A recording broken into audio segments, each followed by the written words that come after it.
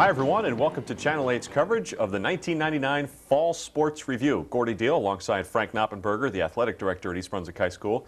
And welcome once again to another wrap-up. Thank you very much, and thank you to you and Channel 8 for being here. And personal thank you to you, Gordy, for all your help this year. I know you helped out with the gymnastics and some other sports and volunteering your time. The athletes appreciate it. Always glad to do it. A lot to cover in fall sports: girls gymnastics, cheerleading, field hockey, football, boys cross country, girls cross country, girls soccer, boys soccer, girls tennis, and girls volleyball. Let's start off with gymnastics. Carl Newberry and his troops, a 6-4 year this year.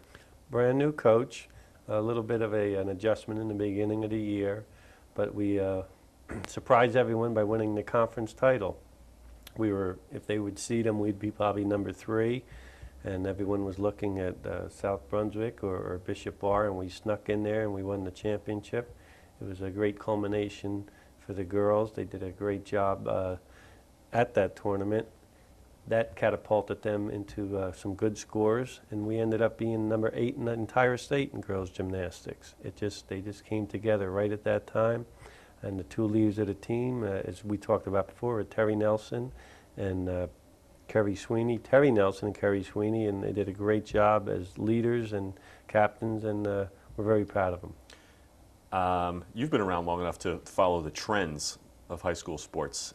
Some of them, I think, are involved in what I call this ESPN factor. Kind of whatever gets really hot on ESPN sometimes gets picked up, I should say a lot of times, gets picked up by kids, whether it's the inline skating or the snowboarding. Is volleyball one of those sports that was made popular, kind of the beach volleyball and the sexy bodies or whatever? Are we seeing like a snowball effect in high school now with that popularity of that sport? That's a great point. I think that's got a lot to do with the popularity of volleyball. I think our coaching staff and our phys ed staff that promote the game and teach it the correct way have to do a lot to do with the success of our volleyball.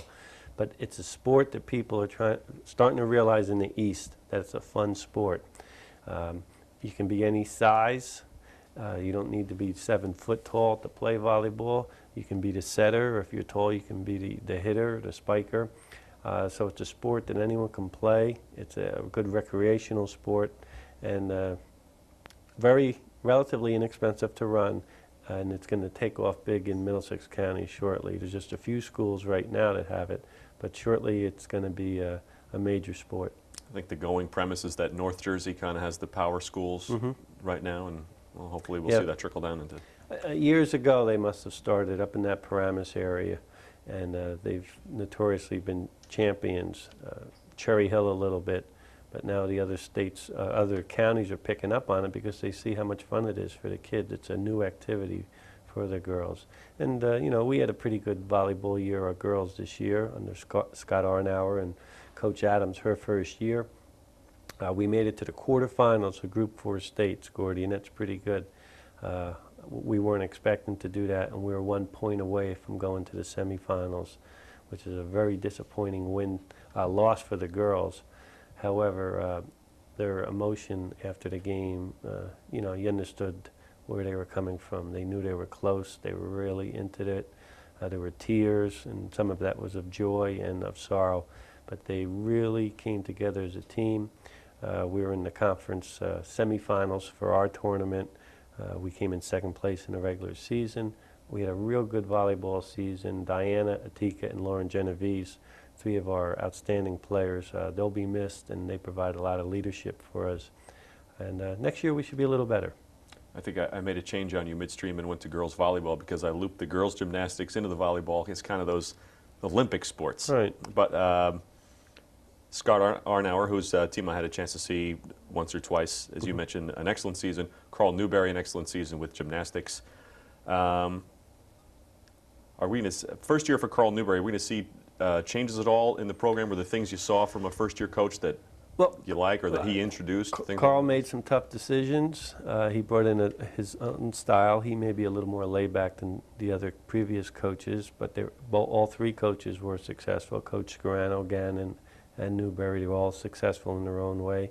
We don't know what's going to happen with Carl next year. He's in private business, and we don't even know if he's going to be available. We'd like to see him come back, but we've got time to see what happens. Gymnastics, I think, volleyball and maybe swimming as well, jumping ahead a little bit, all always have very intense kind of club activities in addition to the school. It's almost like a second career sometimes. It was interesting. I was at a meeting today, and they were talking about that. The discussion was among the athletic directors that a lot of schools, and I know we're getting off track, but they're not practicing with their high school team, but outside. They're doing that in wrestling. This was a school down in the shore area.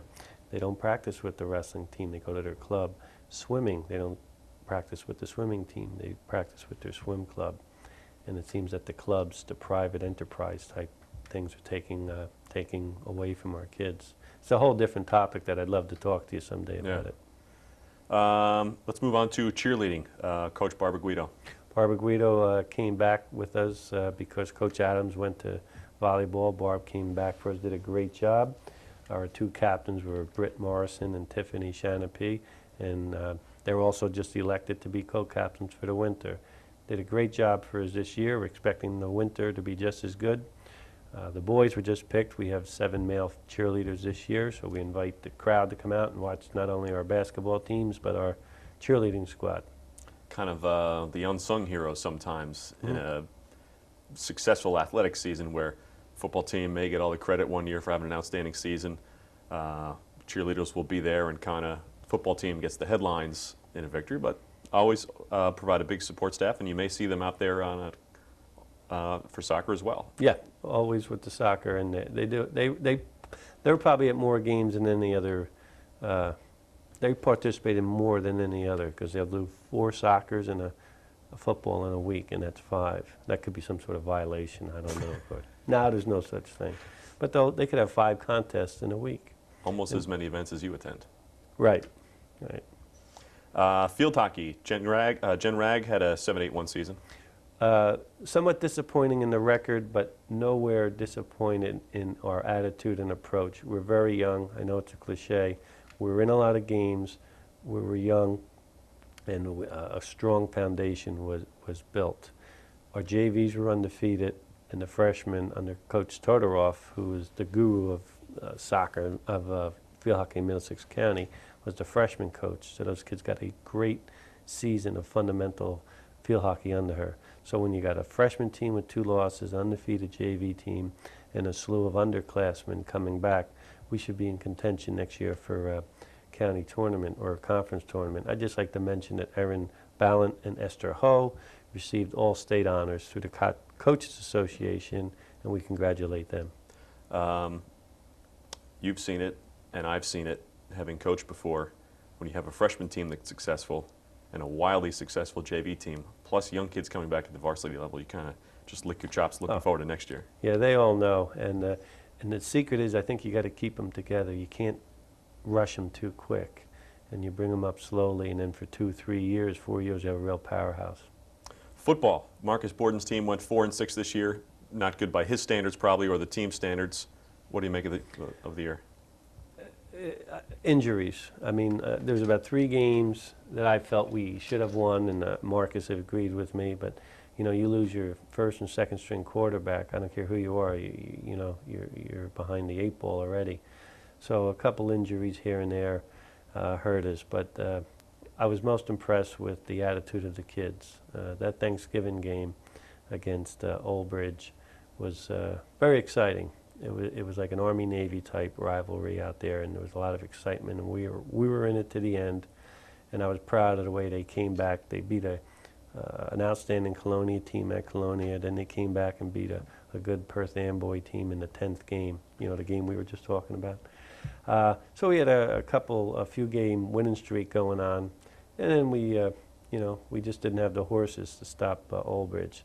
But it's not a result of effort on the coaches or the athletes' part. It's just that, you know, the other teams happen to be a little bit better. I'd like to just mention some of the outstanding players. Of course, Tommy McCloskey played both ways for us. Justin Horline was the quarterback. The unsung hero is Christian Azzo. Here's a kid that punted. I don't think he ever came off the field. He was on all specialties and offense and defense. Rob King, Chris Crisali was a great lineman. He may be All-State. Marcus think he's got the potential to be All-State. because of his statistics. Justin Hill, he was a running back at the beginning of the year. We moved him to a lineman, and that turned the whole season around for us because he can block. He opened up a lot of holes for us. And of course, John Mullane was a returning fullback for us who did a good job.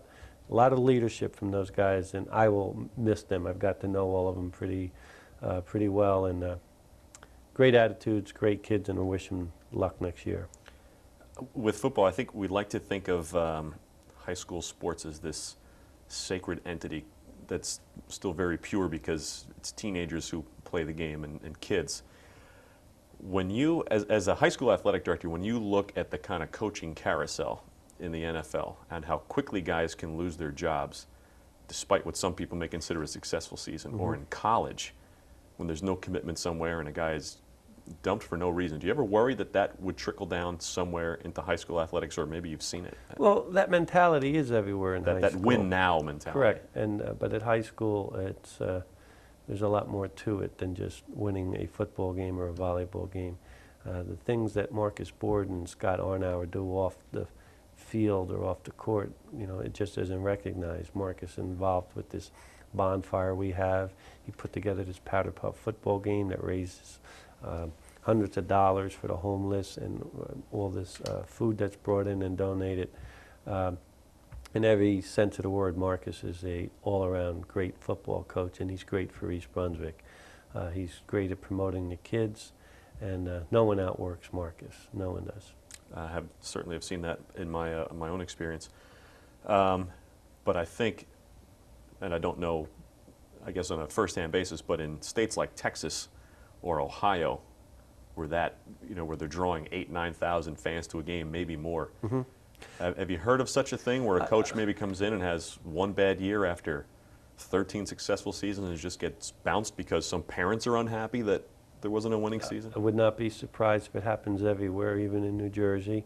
I think Texas, sometimes you're hired as a football coach and you're full-time football coach. You're not an educator. Marcus is a great Spanish teacher, and my daughter's lucky enough to have him as a teacher, and he's an excellent teacher. He was hired as an educator, and he's also a football coach. I think maybe in some of those other states, they hire a football coach, and they may not do anything else but do football. So is that a possible scenario for a state like New Jersey or a county like Middlesex or a school district like East Brunswick, where suddenly there comes an issue, I guess, where football is so serious that some parents say, let's just hire a football coach only, who only thinks about that, who just watches videotapes and does X's and O's all day long. We don't put him in the classroom. He just comes to coach. I just hope you didn't get some wheels turning out there and have some people thinking of some ideas. But it wouldn't surprise me that someone would think of that. I would not support that because I think the coach has to be an educator first. You've got to teach before you coach, and I don't mean in the classroom. Coaching isn't just X and O and Gordy, as you know. You've got to teach the game. You know, you're an outstanding soccer coach. You have to teach them the concept, when to pass, why to pass, rather than just putting everything in motion. And you want your coach to be able to relate to the kids and teach the kids. And there's a lot more to it than just X and O. And you become a great coach if you're a great teacher. I think you and I would agree. Let's hope it stays that way, where yes, coaches also remain in the classroom. You and I talked briefly before we came on about this 10th game, which was kind of the first. I think it was the second, as a matter of fact. Okay, second year around for something like this. Explain why now the kids get an opportunity to play a 10th game if they're not in the playoffs, I guess. The 10th game, there's a space between Thanksgiving and your 8th game, Thanksgiving being your 9th game. And as a matter of fact, it was Marcus who came up with this proposal to get a 10th game into the playoffs. It also expanded the playoffs from 4 teams in Central Jersey or any section to 8. And now people are going to say, well, the 8th team is never going to win the state championship. Long Branch. Long Branch was the 8th seed. Were they Group 2, Group 3? And they won their Central championship just yesterday. So you give a team that may not make it just on PowerPoints, maybe by a couple, an opportunity. So we expanded it to 8. Now all these leftover teams, we came up with a 10th game concept. And the rule is You can't play someone you've already played, and they got to be in your group. You can't play a group 1. A group 4 will play a group 4, someone they haven't played. If there's no one nearby and it's workable and agreeable, you can play a group 3. So it's a common opponent of equal ability, and a lot of people say it's a consolation game. When the whistle blows and the ball's kicked, those kids are playing a football game. They don't care what it's for. And that's what I saw at this consolation game this year and last year, that 10th game. The hitting was just as intense. I guess there are those who might argue that why should a team get to play a 10th game? They didn't earn it by qualifying for the playoffs, something along those lines. Is there something to that, or is that No, do we have to say, hey, this is high school athletics and kids deserve a chance to play any opportunity? How do you juggle that? The feeling of the Football Coaches Association, which, along with Marcus, who was the president at the time, pushed this was, we're like the only state that plays 9 games. Texas, you're talking 12 and 14. So they felt by giving the kids another game, they give them more exposure and possible opportunities for college scholarships. I don't know how true that is. I don't know. But they felt another game would help promote New Jersey football. So it's more than just trying to get 8 teams into the state tournament, giving the kids another game to play. Would that be a possible scenario ever? A 12-game high school football season? Season too long now? They're looking to maybe go to one single champion, and you would go maybe not, what are we in now? We go 10, we got 12. It could be 12 or 13 games, an extra game, starting a week earlier. Never heard the kids complain, Gordy, about the length of the season. Never have. I don't think the kids ever would. It's parents, I think, that I would yeah, maybe, but it's, you know, and I hate using kids as a pawn, but if they're enjoying it and they like it, you know.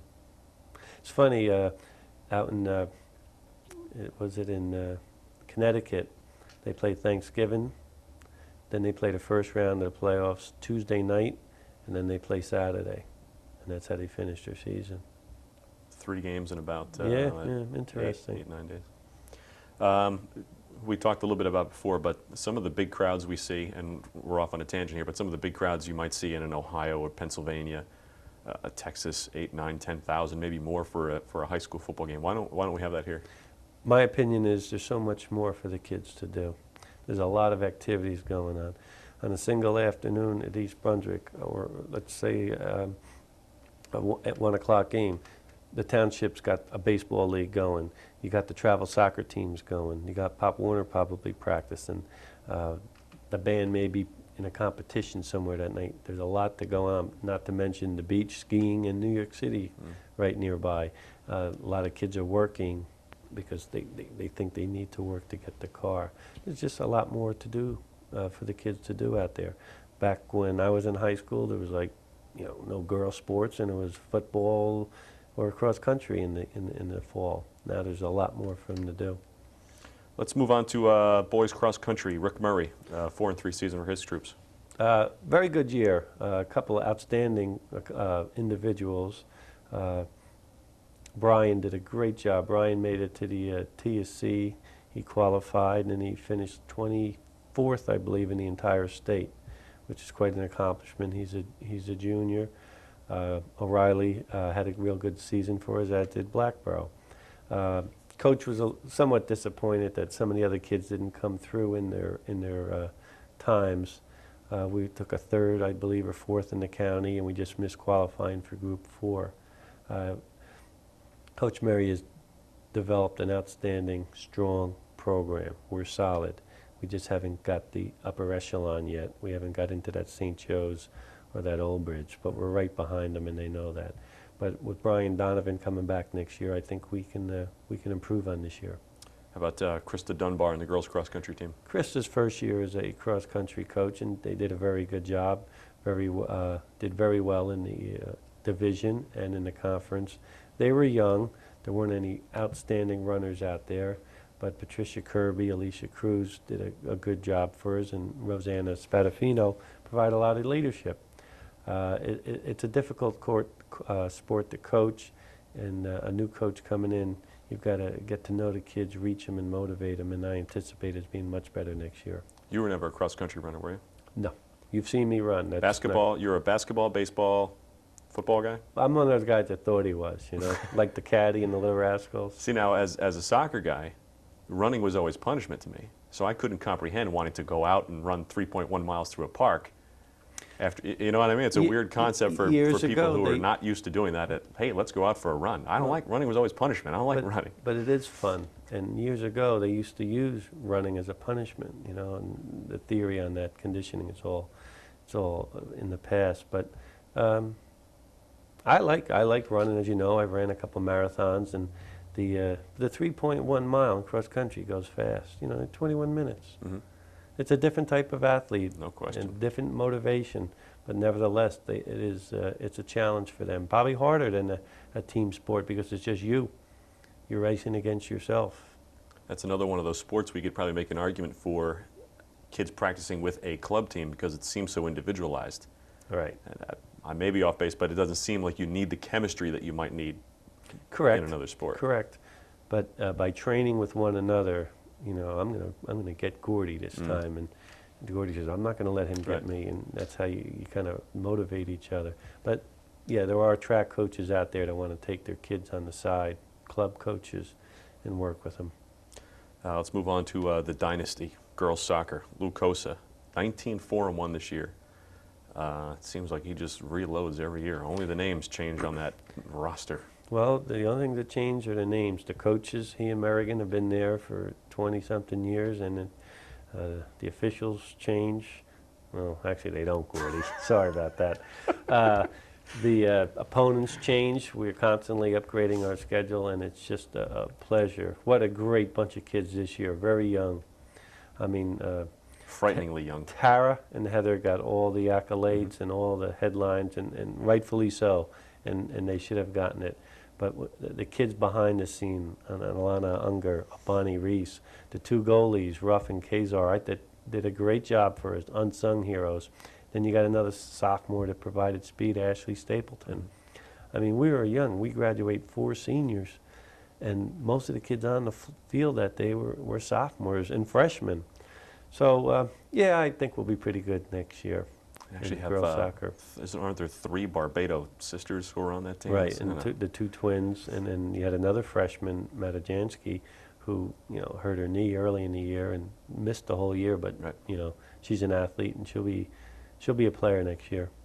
Boys soccer, Dan Haston, another great year for him. Put together a 20-win season, 23-1, had that tremendous stretch. I think 17 in a row, I believe. I mean, you being a soccer coach, that's pretty hard, I guess, huh? 17 in a row? Especially for a coach like me. Oh, no, that's not true. I believe 9 of those wins were 1-0, Gordy, which, as you know, makes someone understand that there's a lot of teamwork involved there because, you know, you win 1 zip, and it's not like he backed everyone up into the box and just played defense. They were a very team-orientated squad. Started out 3-3-1. They had a team meeting. Dan, at the banquet last night, Danny read the poem to the parents and the kids. He sat them down, read a poem about teamwork and looking in the mirror, and it was outstanding. And ever since that point, they ripped off about 17 in a row, and they did a good job. No eyes in that team. A true team in every sense of the word. And at the banquet last night, there were some tears and congratulations to one another, and they got along very well.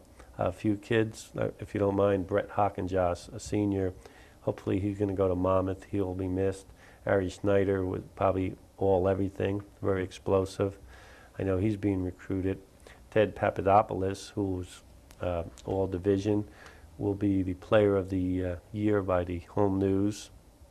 Had a great season in goal. He came out of nowhere. Jared Halpern and Chris Parker were like 2 kids that came off the bench, in my opinion, that provided spark. I mean, they'd come in, they'd give you 25, maybe 30 minutes the whole game, but 100 miles an hour the whole time. And Vince Vetri was a senior who, in the beginning, we didn't know where he was going to play. He settled in position, and he was a major force in the season. JVs were undefeated. So, you know, you talk about reloading. And I'd be remiss if I didn't acknowledge the work of the soccer club. and how much they've got these kids playing soccer. They're not born soccer players.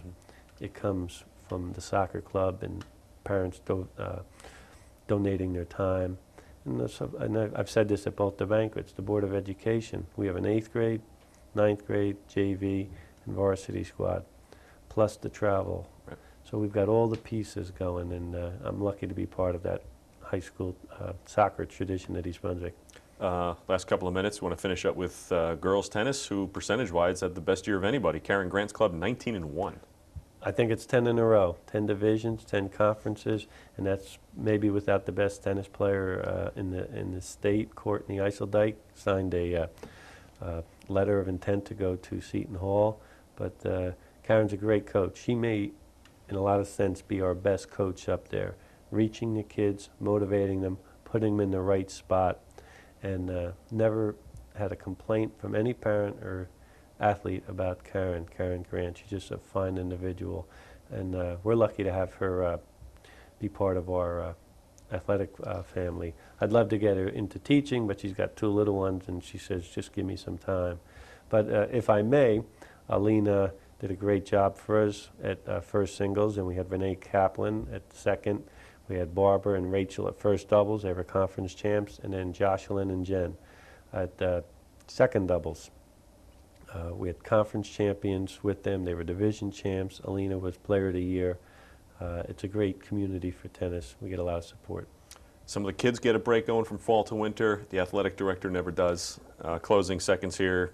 Winter sports we look forward to beginning officially when? Well, swimming's already started. We're undefeated in swimming. The boys are undefeated. The girls have 1 loss. Bowling's already started. Boys are undefeated. Girls have 1 loss also. As a matter of fact, the boys and girls swimming are swimming Red Bank as we speak. Coach Pellegrino promised a victory. Next week, coming up, we swim 100 in Central at 6 o'clock at Middlesex County College. It's a nice affair, and you're invited, Gord. I'll leave a complimentary pass for you at the gate. Thanks for the invite. Good seeing you as always. Likewise, thank you. East Brunswick Athletic Director Frank Noppenberger. That is the 1999 Fall Sports Review. I'm Gordy Deal. Thanks for watching.